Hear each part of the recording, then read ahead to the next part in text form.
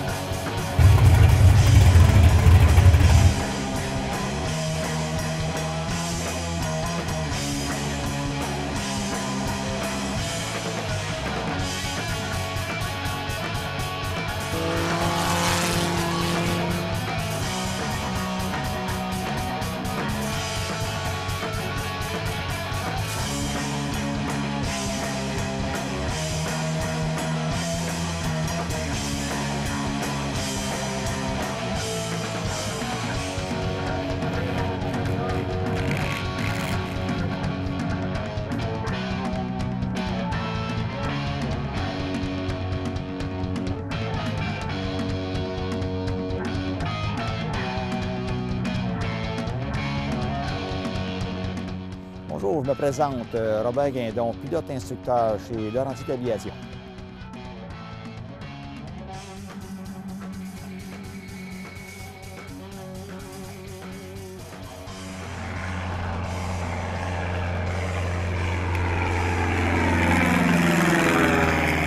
Alors présentement en compagnie de Robert Guindon, pilote ici à Laurentides Aviation depuis 2009. Merci beaucoup d'avoir pris du temps. Au plaisir, Steve.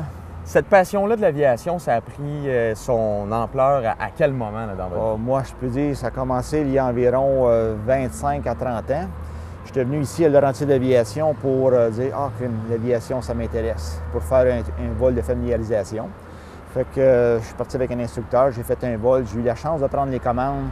Puis depuis ce temps-là, je dis l'aviation, c'est pour moi. Fait que par la suite, je me suis dit, OK, j'étais marié à l'époque. Puis j'avais 2 enfants, puis pour les frais, c'est quand même, il y a des coûts associés à ça. Fait que j'ai dit, je vais reporter ça plus tard. Puis là, en 2009, j'arrivais près de la retraite. Je me suis dit, là, je vais, c'est le temps. Tout est établi, tout va bien dans la vie, monétairement, amoureusement. Fait que là, j'ai commencé en 2009. Puis par la suite, j'ai commencé par une licence privée. On a fait le vol de nuit. Ensuite, j'ai fait la commerciale. J'ai fait le bimoteur, j'ai fait des vols aux instruments et j'ai complété avec vol pour donner de l'instruction. Puis avec l'instruction, présentement, ça fait 2 ans que je trouve à donner de l'instruction à tous ceux qui sont intéressés, puis la passion puisse continuer et monter vos heures de vol et devenir de plus en plus efficace dans vos vols. Fait que c'est la façon que ça poursuit. Et comme étant donné que je suis à la retraite de mon emploi précédent, fait que ça remplit pleinement mes journées, puis on reste toujours avec une passion. Quand on se lève le matin puis qu'on a un vol la journée, bien on vient pour voler puis faire plaisir aux gens. On rencontre des gens, les gens sont sympathiques, puis ils veulent apprendre. Fait que les gens qui veulent apprendre, c'est beaucoup plus facile pour eux de passer à travers les manœuvres et les tests de Transport Canada. Checker pour notre essence, nos clés, notre mallette avec notre carnet de route. Ça va être mienne. Parfait. Avant de partir, il faut toujours vérifier qu'est-ce qu'on a dans notre mallette. Les règles à suivre sont dans cette partie-ci. Les documents qu'on doit avoir avant de décoller. Ils sont tous énumérés ici. Donc, ça nous prend le manuel d'opération de l'avion du Cessna 152 qu'on a ici.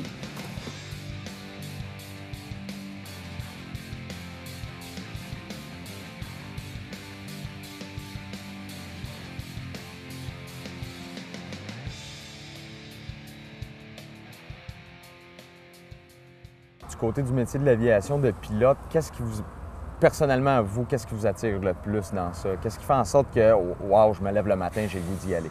Le plaisir de voler. En partant, le plaisir de voler, puis c'est un défi à chaque fois qu'on part, parce qu'on décolle le matin, on ne sait pas les vents de la façon qu'ils sont, quel type de température, est-ce qu'on va y aller ou pas y aller. La température est très importante dans notre prise de décision. Si la température n'est pas clémente, on remet le vol tout simplement. Fait qu'on réétudie nos choses pour la journée suivante et quelles leçons que nous allons donner ou quoi que ce soit. Ça peut être un vol de navigation, un vol aux instruments ou apprendre certaines manœuvres qui peuvent être des manœuvres de décrochage, des manœuvres de spirale, de vrille, de glissade. des approches, des atterrissages. Fait qu'on a pleinement de quoi s'occuper et toujours rester à la fine pointe.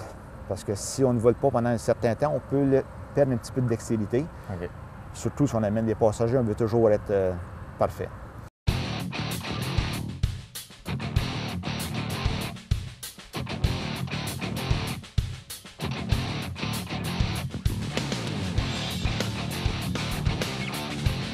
Première des choses, j'ai vérifié mon méthode pour qu'est-ce qu'il y a de Montréal.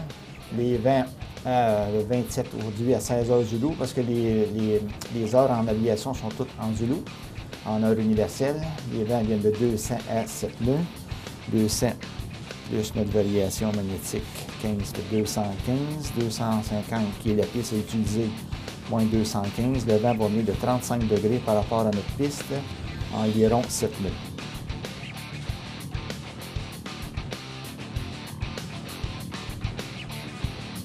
On va être clair, on va avoir une visibilité de plus de 6000 pour notre région. Le vol va être convenable. Et puis, du côté, à partir du moment où vous avez fait le vol de familiarisation, c'est là que vous vous êtes dit peut-être que ça pourrait être quelque chose qui m'intéresse. Mais avant ça, est-ce que vous aviez une quelconque passion pour l'aviation? Oui, je l'ai toujours eu une. Oui. Qui ne veut pas voler. Oui, ça c'est sûr. Et voir qu'est-ce qui se passe du haut des airs. C'est plus la même chose quand on est sur la Terre. Du haut des airs, on se sent comme à l'infini. On voit la nature, on voit les montagnes, les arbres. Vous allez dans les Laurentides, surtout par ces temps-ci, avec les couleurs qui s'en viennent. On devient comme émerveillé. Nos yeux ne sont pas assez grands pour voir tout ce qui se passe. Puis on a la responsabilité d'un appareil dans les mains pour partir et bien revenir à bon port.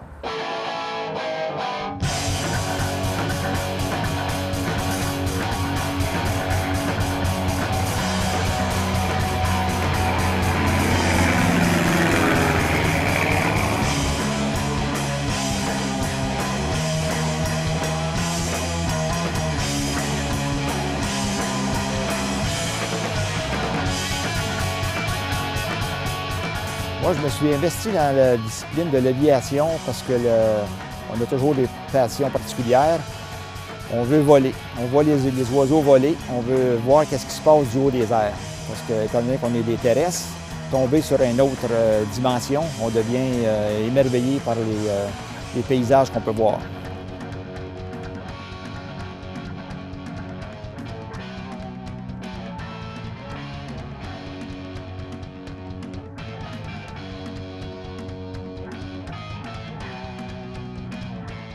Expliquez-moi un peu qu'est-ce qu'une journée dans les souliers de Robert.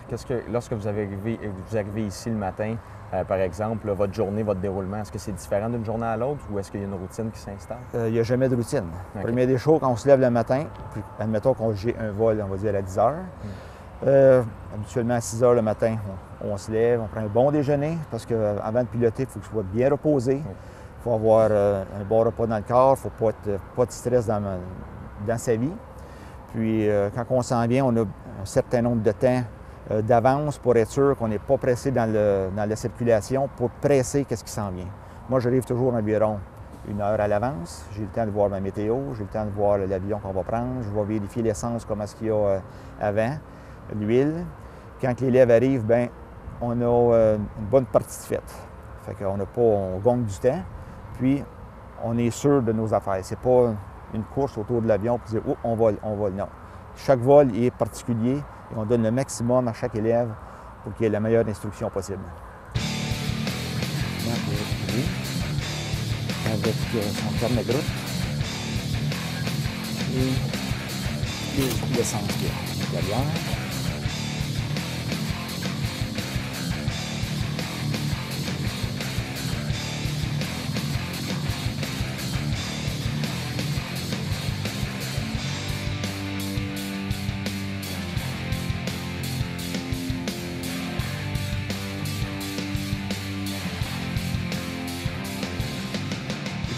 Qu'on pourrait rencontrer à travers le parcours de l'aviation, on a plusieurs études à faire.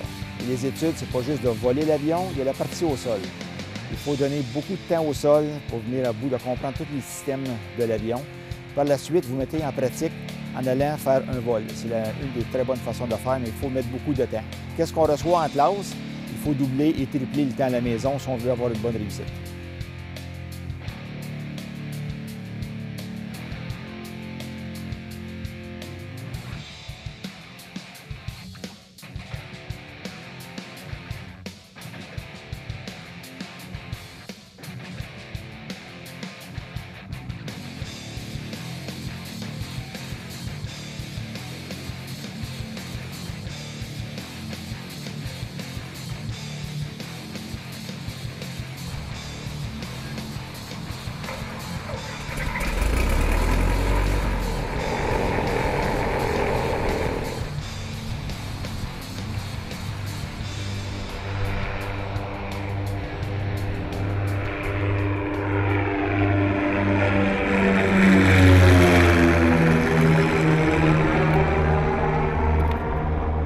Par quelles étapes vous avez passé? Comment avez-vous évolué en tant que pilote? Est-ce que c'est différent pour chaque personne ou est-ce que c'est propre à chacun?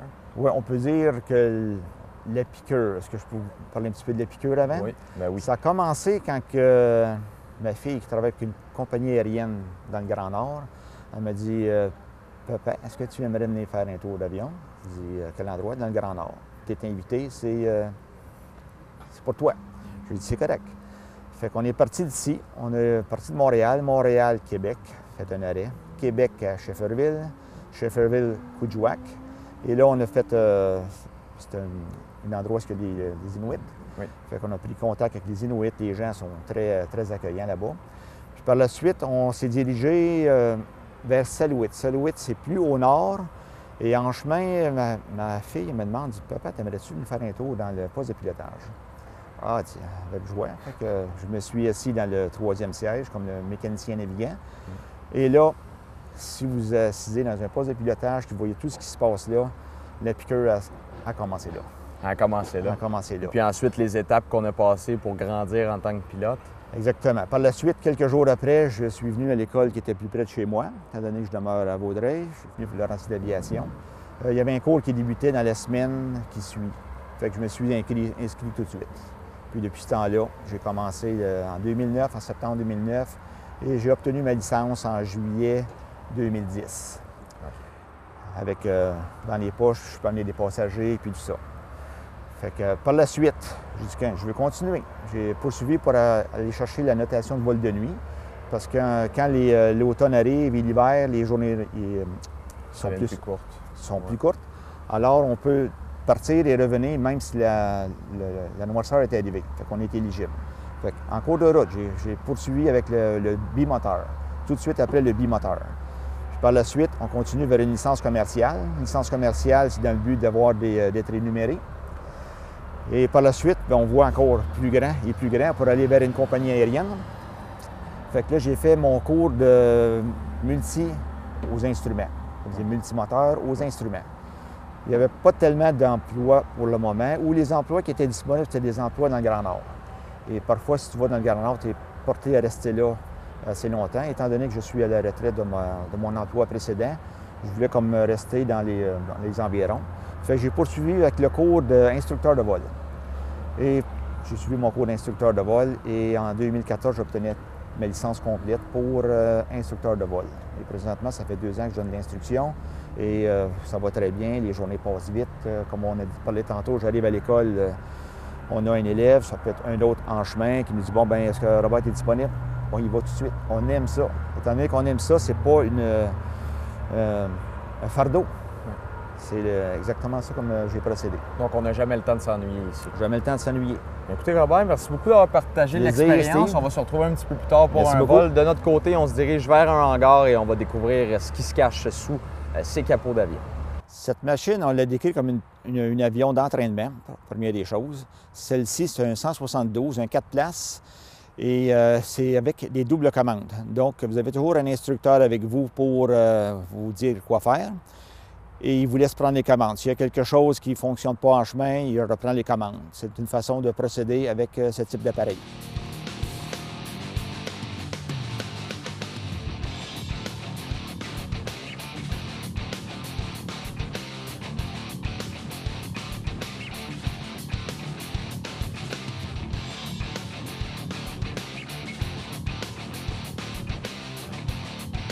OK, pour partir l'engin, throttle 1/2 inch in avec walk primer.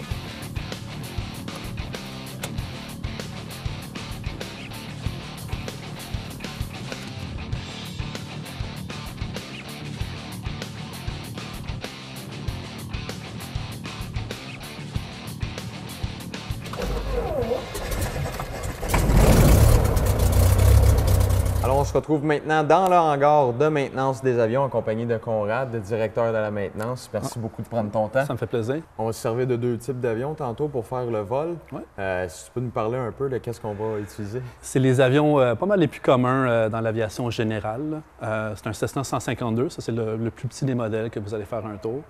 C'est l'avion école par excellence. Tu sais, ça pardonne, c'est un 2 places, ça coûte pas cher au pays. Il y a beaucoup de privés puis de particuliers qui ont ces genres de modèles-là. Parce que justement, c'est tellement facile à piloter, les pièces, il y en a en profusion, puis ça coûte pas trop cher à rouler. L'autre modèle, c'est un 172. C'est le grand frère de ce modèle-là. C'est un 4 places.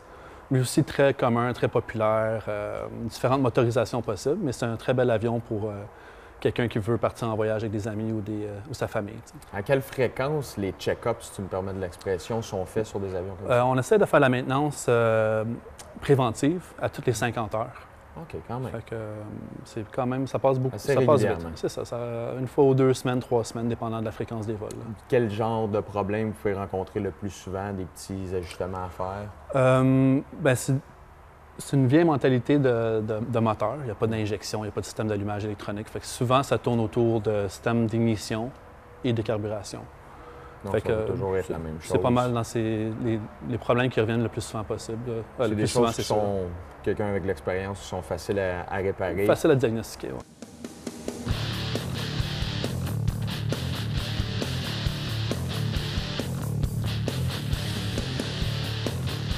Pour ce qui est du reste de l'avion, que ce soit peu importe le cockpit ou les hélices, les ailes, peu importe, quel genre d'entretien on a? Bien, grosso modo, ça se sépare en 3 volets. Il y a l'hélice, le moteur, puis ce qu'on appelle la cellule, dans le fond, ce qui est le fuselage. À toutes les 50 heures, on fait une inspection générale. Après ça, 50 heures plus tard, on appelle ça un 100 heures. Fait que c'est l'équivalent comme de 2 50 heures. Là, on va plus en profondeur, il y a plus de choses à faire. Puis au 4e 50 heures, on est rendu à 200 heures. 200 heures, c'est une grosse inspection. Tout se fait ouvrir, tout se fait inspecter, tous les filtres se font ouvrir, inspecter, nettoyer. Au niveau du moteur aussi, le diagnostic et la prévention va beaucoup plus loin dans le moteur, une fois rendu à 200 heures. Une inspection qui est faite à chaque 50 heures versus une inspection qui est faite à chaque 200 heures, combien de temps de différence que ça va prendre pour inspecter? 50 heures, là, ça peut prendre environ une demi-journée à une journée. Puis un 200 heures, ça peut aller jusqu'à 2-3 jours, dépendant de qu'est-ce qu'on trouve, les pièces qu'on a changées. Ça va tout le temps changer, là. C'est peu importe si l'avion a été battu dans les airs ou peu importe s'il y a eu de l'endommagement qui a été fait. Ça, c'est sûr que ça nous rajoute beaucoup d'ouvrages, un peu d'abus ou des bris non prévus. Mais il y a aussi juste l'usure des pièces normales qui se font qu'une fois qu'ils sont usés, il faut les remplacer. On essaie toujours de faire ça de préventif. On n'essaie pas d'attendre que ça brise. On essaie toujours de faire ça de façon sécuritaire et préventive. Là. Avant de plonger dans le moteur, une petite question. Est-ce qu'il y a un modèle d'avion qui te plaît plus qu'un autre? Oui, celle-là, moi, je l'aime bien. J'aime le look, l'esthétique, le fait que la roue soit en arrière. On appelle ça un classique, au lieu d'avoir la roue en avant. Ouais. On appelle ça un tail dragger dans le domaine. Puis, très bel avion, très bon avion, très performant. Le fait que ça soit capable de remorquer un autre avion, justement, pour l'amener dans les airs, ça donne une très bonne performance. Multitâche, ouais. Ça peut être intéressant. Donc, on va se diriger du côté des moteurs avec plus d'informations pour vous.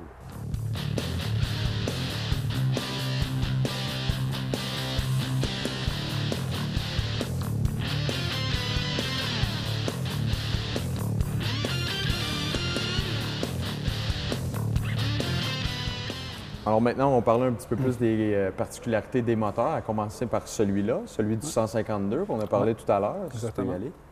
Oui, bien ça, c'est un moteur qui est assez commun dans l'aviation générale. Justement, c'est un moteur qui va dans le Cessna 152. Il y a d'autres modèles aussi qui servent de ce moteur-là pour la motorisation. Dans l'aviation, on va souvent plus pour la légèreté, évidemment, pour être capable de voler puis faire des plus longues distances, mais surtout pour la fiabilité. Ce pas des moteurs qui sont toujours à la fine pointe de la technologie comme qu'on peut voir dans l'automobile. C'est des moteurs qu'on a préféré garder un peu à l'ancienne, avec des systèmes qui sont très fiables, qui sont prouvés, qui ont des millions puis des millions d'heures d'exploitation, puis qu'on sait que ça fonctionne bien. Si on parle de ce moteur-là en particulier, c'est un 4 cylindres à plat, un peu comme qu'on retrouve dans certaines automobiles.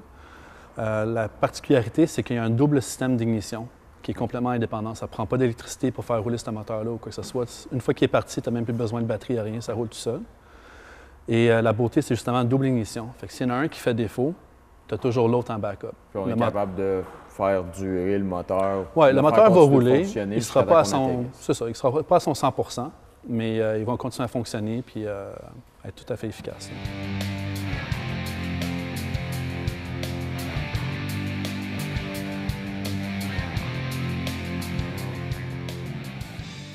Lorsqu'on arrive pour faire la maintenance sur un avion ou un moteur, c'est toujours à titre préventif. On essaie de, selon notre connaissance, notre expérience, les livres du manufacturier, puis ce qu'on sait que les autres opérateurs d'avions ont comme problème, on essaie d'inspecter le plus possible les choses à problème, mais c'est toujours, il reste que c'est de la mécanique. Il y a des choses qu'on n'est pas capable de voir, il y a des choses qui brisent, même si on fait toute la prévention possible, il y a des choses éventuellement qui peuvent lâcher.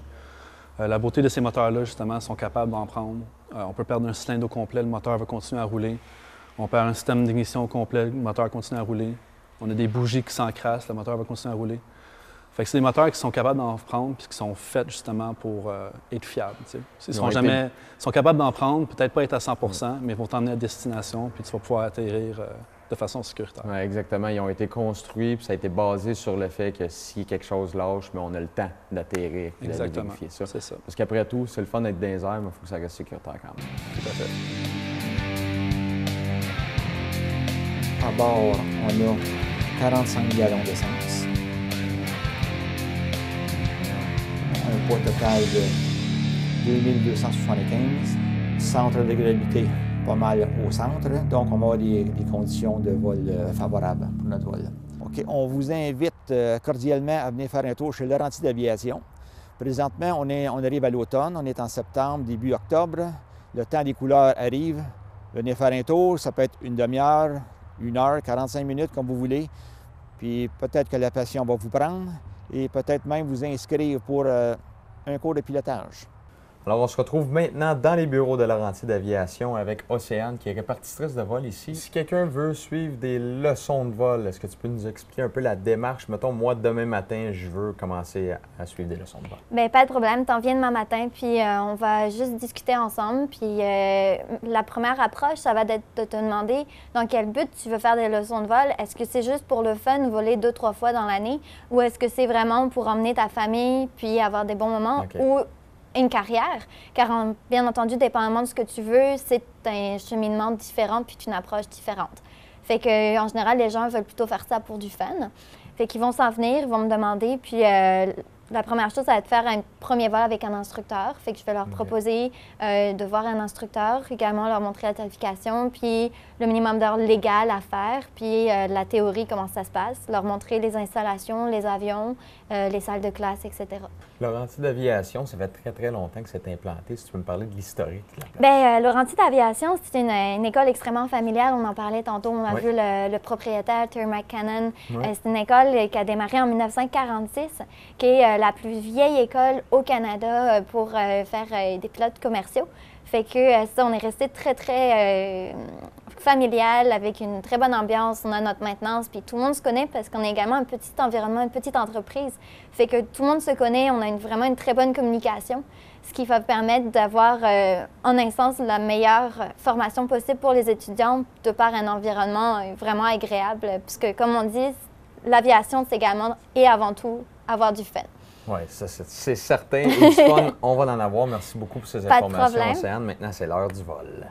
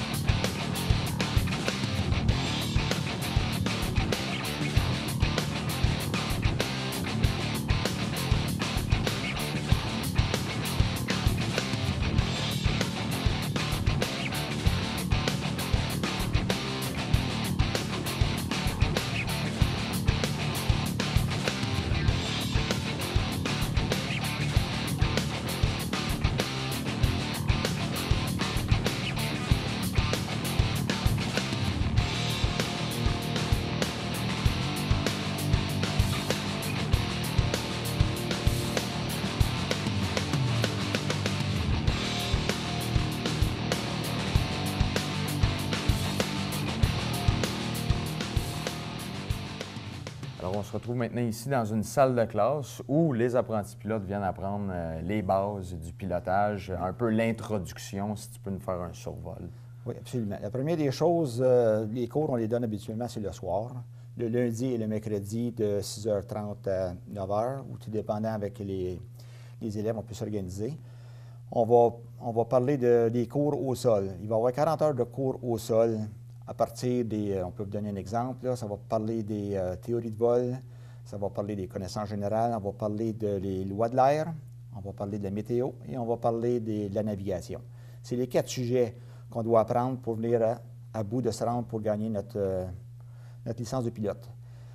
Par la suite, ça s'étale sur 20 leçons. 20 leçons de 2,5 heures environ. Il y a beaucoup de travail à faire à la maison. Puis, qu'est-ce qu'on suggère, c'est de réviser vos notes. Admettons qu'on fait 2h30 de cours. À la maison, faites 2h30, sinon plus, pour toujours rester à la fine pointe de qu'est-ce qu'on apprend. Parce que ce qu'on apprend en classe, ça va quand même assez rapidement. Fait qu'à la maison, on a plus le temps peut-être d'assimiler. Si on est une dizaine d'élèves, on n'a pas toujours le temps de répondre à toutes les questions complètes. Par la suite, un coup qu'on a commencé, on suggère de faire un vol par semaine pour commencer, puis par la suite, deux vols, qui fait qu'on combine la pratique et la théorie. Puis pour obtenir une licence de pilote privé, il vous faut un minimum de 45 heures. Par contre, vous pouvez passer votre licence, votre test en vol, au bout de 35 heures. Vous allez avoir plusieurs manœuvres à faire à partir de voler en assiette et mouvement, rectiligne en palier, les montées, les virages, les descentes. Vous allez apprendre l'endurance et la distance franchissable. Vous allez faire du vol lent, vous allez faire des décrochages, amorce de vrille pour comprendre comment s'en sortir, la navigation, les posées décollées et les mesures d'urgence qui sont bien importantes. Ceci consiste environ à 17 heures en double commande avec un instructeur et 12 heures en solo pour avoir quand même une bonne expérience et être prêt à passer notre test en vol qui arrive à peu près vers 35 heures. Puis par la suite, vous allez avoir un examen écrit. Après que vous avez fait votre test en vol, vous avez un examen écrit à Transport Canada, dont les 4 sujets que je vous ai énumérés tantôt, qui demandent un 60 % dans chaque. Et lorsque vous avez vos 4 sujets que vous passez, vous venez certifier votre licence et vous êtes à l'aventure. Et si les gens veulent se renseigner, j'imagine numéro de téléphone, site web où on peut se renseigner? Oui, présentement, il y a un très beau site web. Si vous allez sur laurentiedaviation.com, vous allez avoir beaucoup de détails sur qu'est-ce qui se passe, les avions, les cours, quand ils vont se donner. Puis si jamais vous voulez avoir plus d'informations, appelez au 450-452-4882 de Laurentier d'Aviation.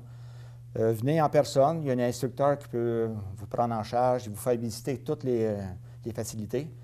Puis par la suite, si vous êtes intéressé, bien, c'est à votre discrétion.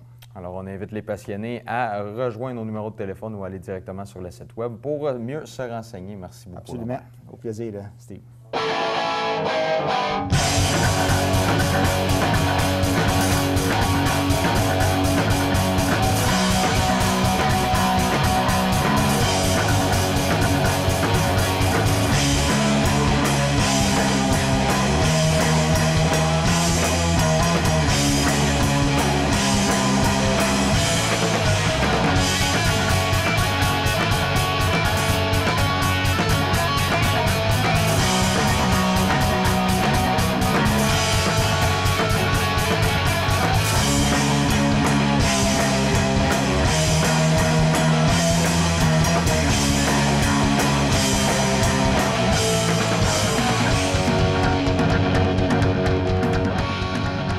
Complète une autre édition de Sur les chapeaux de roue. On remercie toute l'équipe de Laurentier d'Aviation de nous avoir permis de vivre une belle expérience comme celle-là.